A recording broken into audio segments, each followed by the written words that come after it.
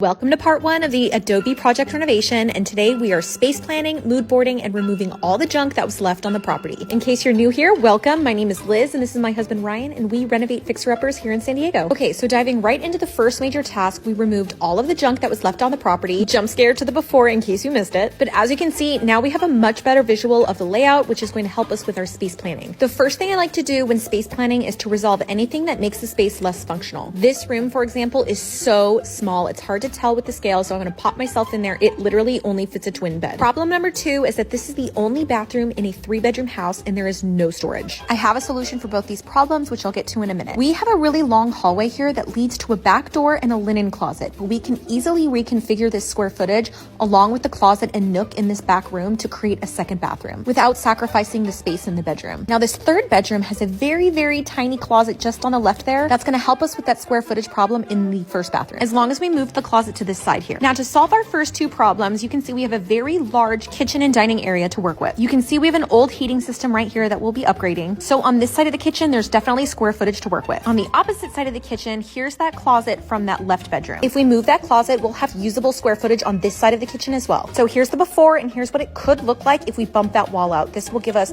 more square footage in that first bedroom and a larger bathroom. Now, we have a few different options when it comes to the layout. So let's take a look at everything from a bird's eye view to see what's most functional and what makes the most sense. These are our paths of travel from the front door, and as you can see, it gets a little congested in the kitchen area with the dining area being on the left side. Here's option A, where the wall in the kitchen has been bumped out to create a larger bedroom and bathroom with a double vanity. I've also made the adjustments in the back to give us a second bathroom that's accessible through the back right bedroom and linen closet between the 2 bedroom doors. In this option, the paths of travel remain the same, but we remove the congestion around the dining table in the middle of the kitchen and move the dining area to the front room. Option B also has some pros and cons, so let's go through them. In this option, I'm closing off the entry to the front bathroom from the kitchen and making it accessible through the back left bedroom, making that the primary suite. This option also allows us to create a built-in breakfast nook in this corner of the kitchen and frees up our entryway to give us a formal drop zone. In this option, however, the second bathroom will need to be accessible from the hallway, which means there won't be room for a linen closet, and the bathroom will only be large enough for a shower and a single vanity. This option definitely makes more sense when it comes to simplifying our paths of travel and making the primary living space and kitchen way more functional. So let me know which of these two options you'd prefer in the comments. Okay, now let's get to some fun stuff, which is my mood board. These are some ideas that I found on Pinterest of some Adobe and Spanish style homes. I think I'm going to do a separate video just on the mood board and design elements because there are so many thoughts that I'm having. I've never designed a space in this style before, but I am so excited and I have so many ideas. So be sure to like and follow along to watch us transform this property and for more home renovation, interior design, DIY, and home content. Thanks for watching. Bye.